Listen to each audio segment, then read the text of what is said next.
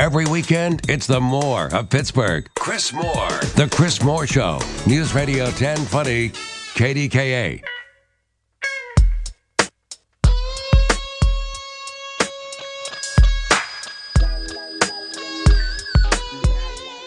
KDKA Radio News Time, 5:06. I'm Chris Moore. We're joined in this hour by Dr. Webster Tarpley. You can find a lot of his writings and his interviews at webstertarpley.net. Dr. Tarpley, welcome back to the program. Glad to speak to you again, sir.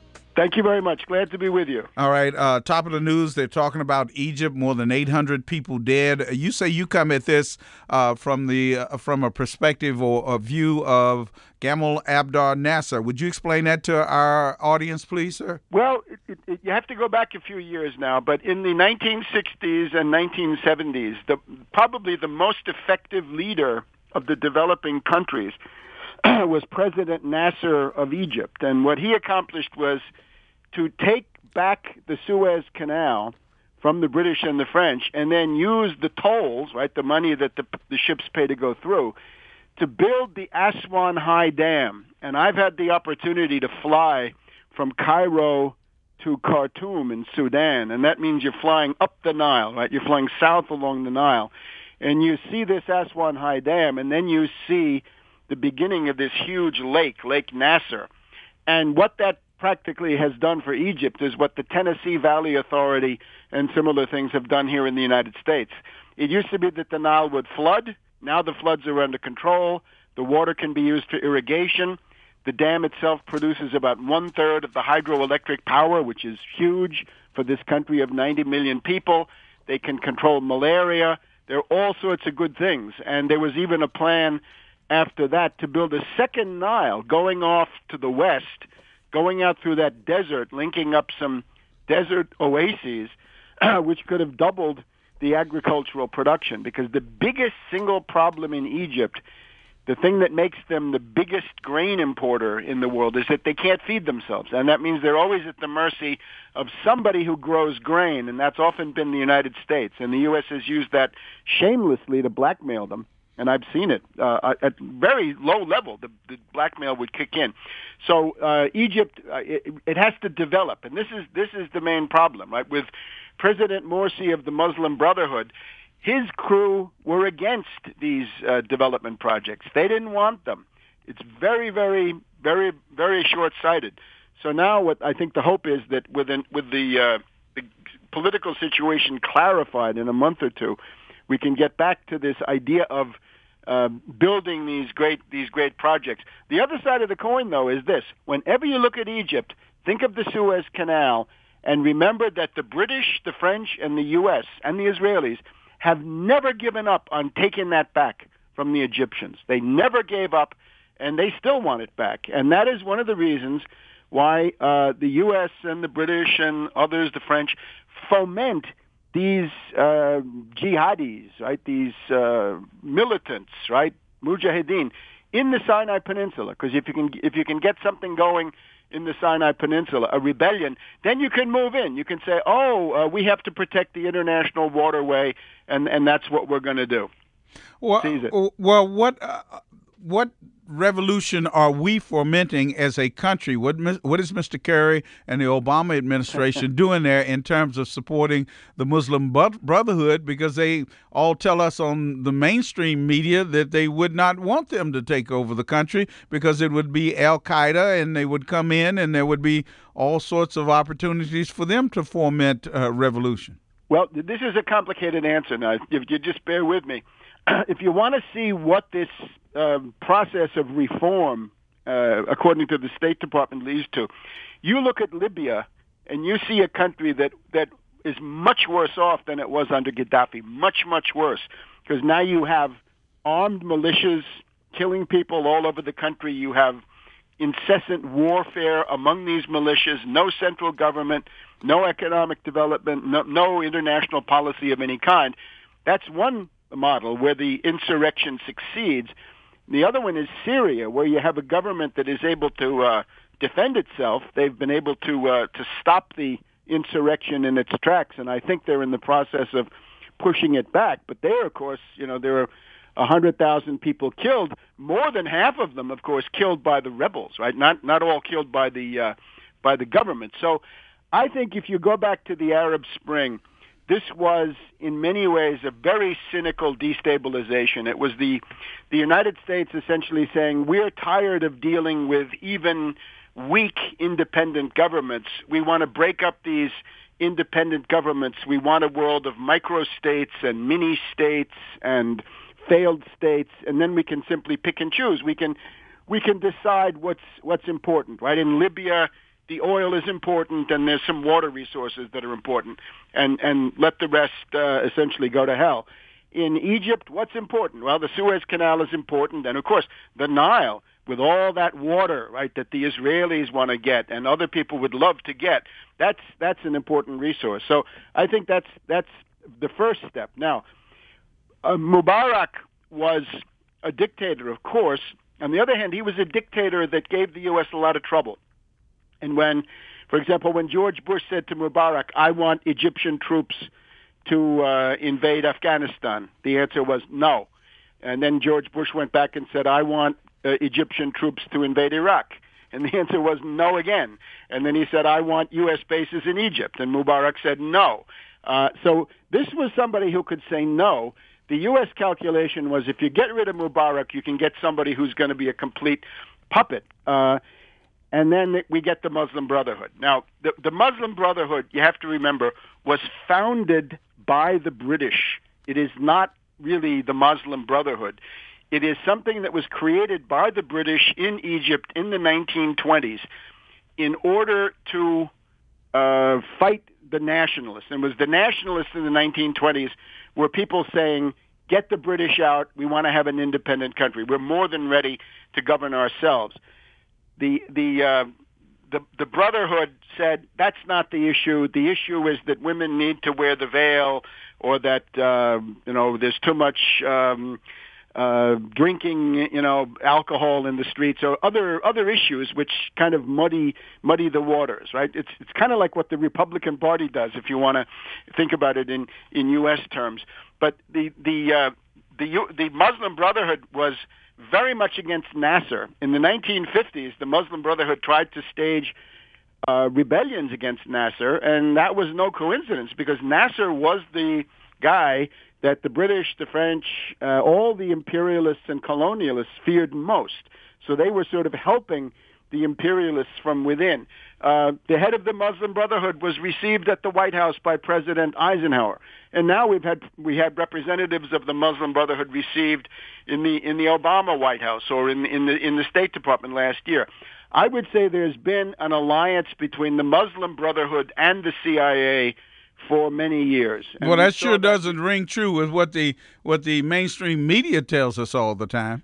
Well, their line is very, very contradictory now, because I'll just give you one example. Yesterday, among the Morsi supporters, among the people from the Muslim Brotherhood, there was arrested Zawahiri. This is the brother of the head of Al-Qaeda, right? Ayman Zawahiri is in Pakistan or Afghanistan. Nobody really knows. He's the head of Al-Qaeda, right? He's the successor to bin Laden. When bin Laden was killed, Ayman Zawahiri came in. He's an Egyptian. His brother was part of this operation protesting against the military counter-coup in Egypt. So you've got a direct alliance between Al-Qaeda terrorists and the Morsi Muslim Brotherhood. Now, this doesn't seem to be of any interest to these mainstream media that you mentioned, right? They don't seem to think that really means anything, which I find absolutely astounding. Anyway, the point is the following. Morsi became president, right? The Muslim Brotherhood was the best organized, and they took all the marbles, and they took all the marbles, and they did that really mercilessly, right? They didn't leave any space for anybody. 10% of Egypt is Coptic Christians, nothing for them. Probably 10 or 15% are urban liberals, right? People who are pro-Western and who want to have internet freedom and things like this. Nothing for them. nothing much for other Islamists, right? There was the Salafist party, the Noor. They were sort of cut out. Is that the reason so many Coptic churches were burned, and some people are supporting the military in the violent crackdown against them? I mean, this past week we've had these 30 or 40 Coptic Christian. When they say Christian, it usually means Coptic Christians. Their churches were burned. Yeah, well, that's how the Muslim Brotherhood sees things, right? That if the army attacks the Muslim Brotherhood, somehow the Coptic Christians are responsible. It's a very strange way of thinking. But here's the problem. Morsi ran for president, and he said, I will raise the standard of living of the poorest workers and the poorest farmers, the so-called felachin. I want to help the poor people.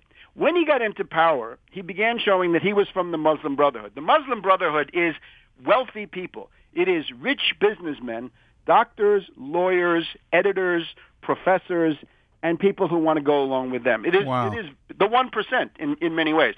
So what did Morsi do? He made a deal with the International Monetary Fund, and this is always the kiss of death.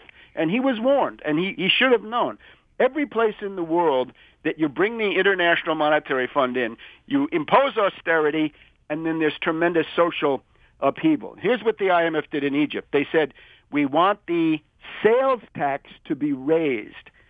Morsi did it. That means you're taxing precisely the poorest people with a regressive tax that the rich guy won't even notice, but for the poor guy, it's going to add something, very, very serious to his bill. That's a reversal of his campaign promises. Reversal. In other words, he betrayed his promises in the campaign. All right. I need to take this break. Okay. Let me get this break in, and we'll pick that thought up in just a second. Dr. Webster Tarpley is our guest. We're talking about what's going on in Egypt, other subjects to cover, too. Stay with us. Got issues? Talk to Chris. The Chris Moore Show. Chris Moore, News Radio 1020, KDKA. KDK Radio News Time 520. Dr. Webster Tarpley is our guest. Our number is 1-866-391-1020. Dollar Bank Instant Access messages can be written to us at our website, kdka.com. Dr. Tarpley, tell me a little bit about General Sisi. Is he in the mold of defying, as Nasser did, the U.S. government in the guise of Mr. Obama and Mr. Kerry? And what about all these other projects that you mentioned, the Second Nile and others that you haven't mentioned, at Cairo to Cape, Fast Rail, these other development projects that would take place under those kinds of leaders versus the Muslim Brotherhood? Well, the Muslim Brotherhood was hostile to those projects. That's the most important thing. Since the beginning, since the Arab Spring, I have been hoping and watching to see Nasserists come forward, people in the mold of President Nasser, who was a general. He was a colonel. He was a colonel and a military man. So this time we have General Sisi, and I think these are some of the best cultural impulses. In other words, national independence, dignity, economic development. That, I think, is Sisi. He has emerged in this process. And if you go to Cairo, you're going to see these posters all over the place of Nasser and Sisi. You can get tie tacks. You can get buttons to wear. You can get lapel pins. You can get flags, banners, posters. Nasser and Sisi. So he has touched the chord. Before we get to the development projects, though, let me go back to why Morsi had to go, because this is a serious problem, right? You don't want to have a coup d'etat for no reason, right? You don't want to do that without really compelling cause. So, again, Morsi came in, Muslim Brotherhood. They are the rich people. They do social work, right? But they are the rich people. He comes in. He says, I'm going to help the standard of living of poor people. Then he makes a deal with the International Monetary Fund to increase the sales tax, to go to a value-added tax, which would have been even bigger. They never quite got to it, but that would have been even worse. And then there are these subsidies, right? One of the things left over from Nasser is they put a floor under the poorest people by having bread, cooking oil, household fuel for heating and cooking, and indeed gasoline. They put a floor under that so that the price is subsidized. In other words, the price is kept down so that the standard of living doesn't sink below a certain level. And this is most appreciated by people who are poor, right? By people who need to buy a loaf of bread at a subsidized price.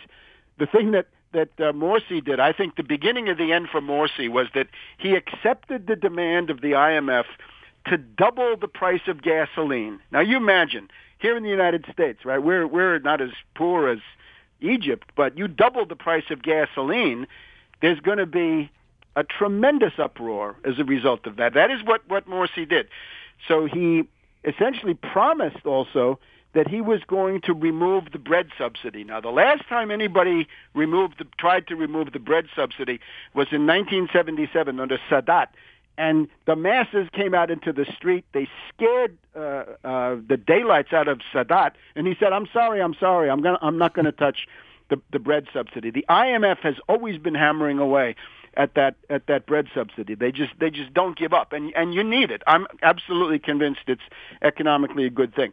Now, the other thing with Morsi is he claims to be legitimate, okay? He says, I'm the legitimate government.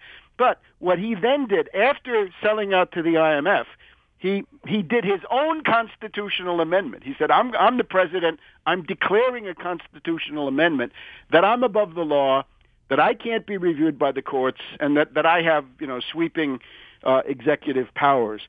So he was going along like this, right? And his unpopularity was growing.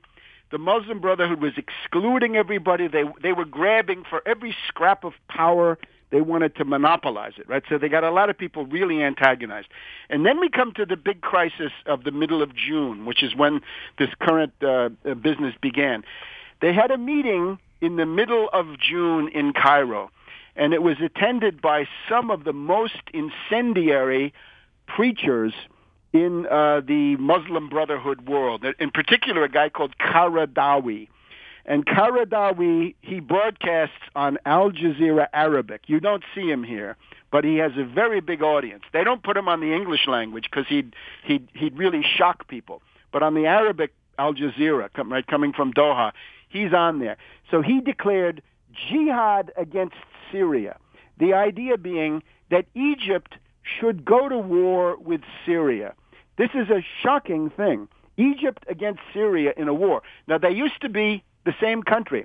There was a time in the 50s and 60s when Egypt and Syria were, at least on paper, one country. It was called the United Arab Republic. It was under the influence of Nasser. But now they said, not only are we not the same country, we want to go and kill our brothers in Syria. And the people around Morsi began saying, we can send volunteers, we can send Egyptian fanatics to go fight in Syria and kill people, and then they can come back and they can, bring the results of their work. So this was very, very scary. In the middle of this rally, Morsi broke diplomatic relations with Syria. He said, I'm kicking out the Syrian ambassador. The very next day, the army put out a statement saying, we will not be going into Syria. Our job is to defend our own country, not to engage in aggression against Syria. And as if this weren't enough, a second war was on the agenda. And this one was Ethiopia, which is a Christian country, right? It's not in the Islamic world. There was a meeting of Morsi's supporters in the beginning of June where they thought the television microphones were turned off, and instead they were on. And they began saying, the Ethiopians want to build a dam on the Blue Nile. They're going to try to take some water. Well, we get all the water, right? But it's not true. There's a sharing agreement. The Ethiopians are well within their rights. But they said, these supporters of Morsi started to say, well, what should we do? Maybe we should bomb whatever they build. We should send our Air Force and bomb it. And then the guy said, no, that's too crude. We'll just foment a rebellion of separatists and terrorists in the zone where the dam is going to be built, and we can fight them that way. So not one, but two wars. And then beyond that, it's now becoming, I think, fairly obvious that the Muslim Brotherhood was attempting a coup from inside the government. In other words, something that would have involved a dictatorship, and it would have been aimed at the army. All right, let me interrupt you and ask you to pick up that thought when we complete this next break. Stay with us. KDK Radio News Time, 5:30. We have to step aside for a news update from CBS in New York. We'll continue with Dr. Webster Tarpley as we talk about history and tie in American history and the Russian fleet arriving here in 1863, how that helped Lincoln in their own Civil War. Stay with us for more on KDKA. The Chris Moore Show. News Radio 1020. KDKA. KDK Radio News Time, 5:32. Dr. Webster Tarpley is our guest. Dr. Tarpley, I wanted to allow you to finish your point that you were making. We'll take some phone calls at 1-866-391-1020. Well, go ahead. Finish your point. The point that the Egyptian crisis was brought to a head by events in Syria. In the first week of June, the main fortress of the Syrian rebels in a city called Qusair near the Lebanon border was liberated by the Syrian army and by Hezbollah coming out of Lebanon. And at that point, everybody in London and Paris, especially, began to get very worried that this army of terrorists that has been assembled in Syria to overthrow the Assad government was in danger of being wiped out, and they tried to find ways to save them. And one of the things that happened involved the United States. There was a meeting of the National Security Council on June 12th, where Secretary of State Kerry, I suppose true to his skull and bones tradition, right, which is a very bad one in American history, he said, we've got to begin bombing Syria right now, today. And you get the idea from the way he said it that he was talking about doing it without saying anything to President Obama. Just go ahead and start the bombing. And we have had such things happen. We had Al Gore bombing Yugoslavia in 1999 without telling Clinton. We had Kissinger going to full nuclear alert in 1973 without telling Nixon. So there is precedent for something like this. Fortunately, General Dempsey, who seems to be loyal maybe to Obama, maybe to the Constitution, said no to Kerry and this crazy proposal to start bombing Syria. So they couldn't do it that way. That was the 12th. 3 days later, at this rally in Cairo, they get Morsi to cavort with these jihadis, takfiris, they call them in the Middle East, right? Extremists. And they're all talking jihad against Syria, send volunteers, send the army. This scared the daylights out of the Egyptian army because they don't want to be sent to a war in Syria. Nothing could be more insane from their point of view. They don't want to be drawn into this huge confessional sectarian conflict. So I think at that point the army began thinking about their own future. And the problem, the fear that they also had was that if Morsi were able to consolidate a dictatorship, a lot of these top generals would have been assassinated. That would have been the model for the Muslim Brotherhood. In other words, if you can keep the lid on the army and prevent them from acting, you can simply eliminate them one by one. And I think that's happened in other countries. Well, look, I've interviewed a number of people about this, and they say there's really no good position that the American government can take. If they end up supporting the Muslim Brotherhood, they put the Islamists in charge who hate us. If they arm the revolutions both in Syria and in Egypt, that only supports the would-be terrorists who would want to hurt us. If we protect the governments, that is protecting someone who is putting their own people down. What do you say to that kind of rhetoric I see floating around? Let's look at what actually happens, because what's happening in Egypt is sort of what happened in Syria at the beginning, and it's sort of what happened in Libya. What you had was the army saying Morsi is out. I would call that a counter coup, because I see the Muslim Brotherhood in a slow-motion coup, a cold coup involving these foreign wars and involving a crackdown against the officer corps, right, getting rid of a lot of them. So I think it was a counter coup in self-defense by General Sisi and the others. Now, then the Muslim Brotherhood calls in their supporters, right? They can get millions of people into the streets. But at that point, you can see this on various television channels if you look carefully. There's plenty of film showing civilian gunmen of the Muslim Brotherhood shooting at the soldiers. So it's easy, right? Once you get the army in the streets, or the police in this case, and you get a large demonstration, you send in provocateurs. You send in people with guns who plant themselves in the peaceful crowd, if that's what it is.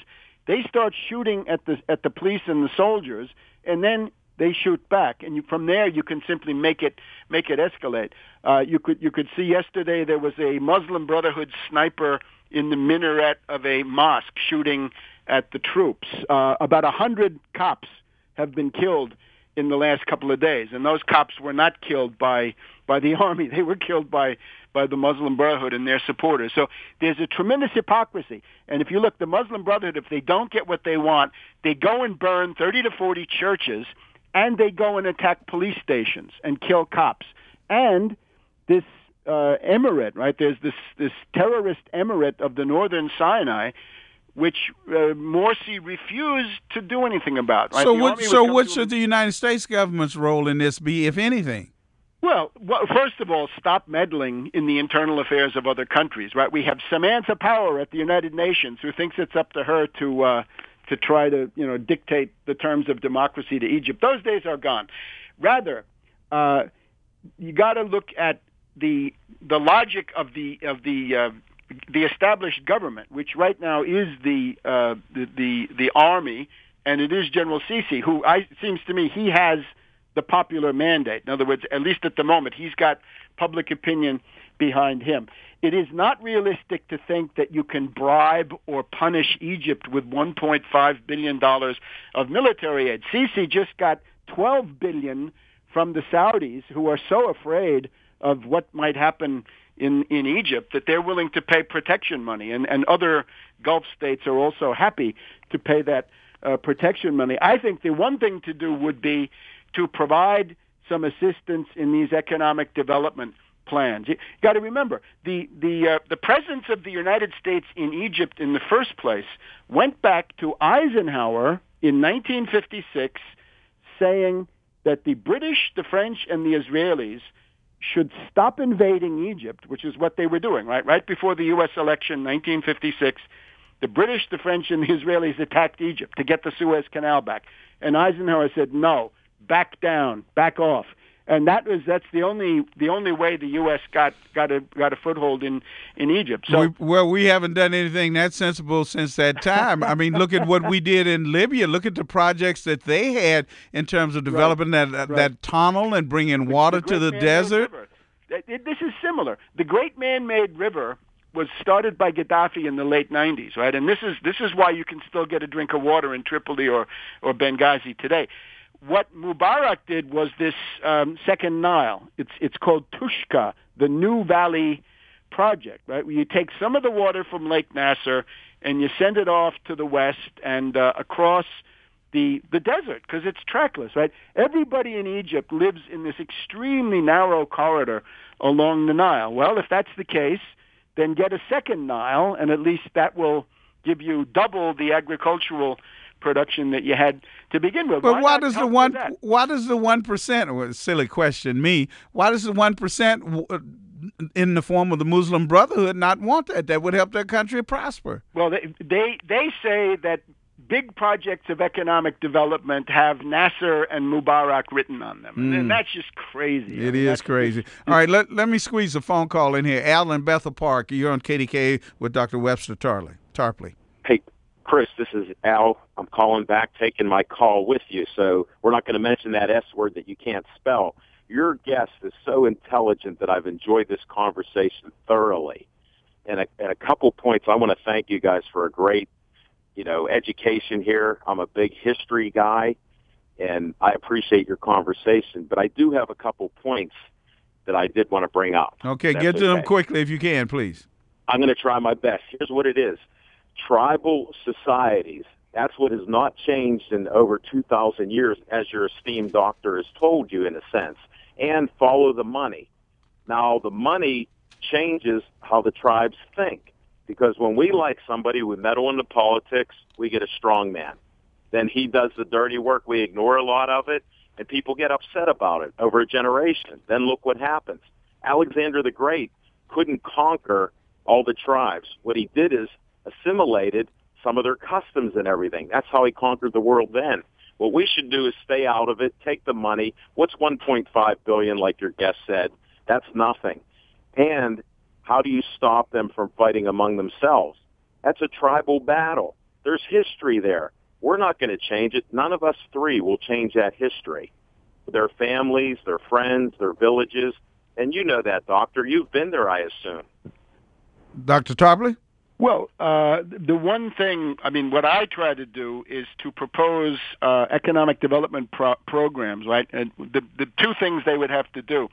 The first thing is to seize control of the Egyptian central bank, turn it into a national bank on the Alexander Hamilton model, and start putting out the equivalent of $1 trillion or $2 US to build things that you can build with in-country resources. You have labor, you have some steel, you have cement. You could start building a roadway system, right? Doctor, and housing. You could build several million. I want to interrupt you housing one units. second here. If you had education, if you built schools that changed their thought process to educate them on how to get out of this situation and tie it in with what you're talking about, the infrastructure, correct? Yeah, but look, I think you're selling the Egyptians short. This is a very sophisticated population in many ways. In other words, there is a middle class. They are very well educated. You have to remember, the awakening of Egypt started more than 200 years ago. It's the first Arab country to be wrenched into the modern world when Napoleon invaded, right? Napoleon and the Battle of the Pyramid. Right. The French in Egypt started them into modernization. After that, they had a guy called Muhammad Ali. Now, you think the Muhammad Ali maybe is the boxer, but Muhammad Ali was the Khedive. He was the ruler of Egypt in the 30s, 40s, and 50s, and he had a lot of modernizing reforms going on. In other words, he's kind of the model for people like Ataturk later on, or Nasser later on, or other people. So I think what the U.S. has done would be, first of all, stop supporting the Muslim Brotherhood. Stop supporting Al-Qaeda, right? This is one of the things that's going on is you go to Cairo, you see the pictures, right? I haven't been there lately, but you can see the pictures on the internet. The posters say Obama and Ann Patterson support terrorism. Ann Patterson was the U.S. ambassador until now. Yes, and what they mean by that is those are liberals. In other words, those are pro-Western people saying, you, United States, you were supporting the Muslim Brotherhood. You didn't do anything to rein in Morsi and his crazy excesses, and now you're telling us that we can't crack down. And by the way, let me mention, there is a proposal to bring Robert Ford in as the next U.S. ambassador. This is an absolute disaster. This is coming from Kerry. It's not coming from Obama. Obama needs to be warned not to do this. This Robert Ford is the death squad expert. In other words, he is associated with John Negroponte. Negroponte started with the death squads in Central America. He then brought them to Iraq when he was the U.S. ambassador. Ford studied with him. Ford was then the U.S. ambassador in Syria when the death squads got going there. Right. Nobody wants him. I can't imagine that Egypt would allow Ford in, but I think it would be good for the United States not to insult them again by proposing him. He should. I agree. Let me interrupt. Al, I'm late for a break. A quick final comment from you. Well, I agree with that in general, and I know that people are much more educated than you say. But I think if you put more schools and base it on education to help more of the people to increase that middle class, just like we were. All right. Thank you, Al. I have to take this break. We'll be right back with Dr. Webster Tarpley. Pittsburgh's Weekend Talker, Chris Moore. News Radio 1020 KDKA.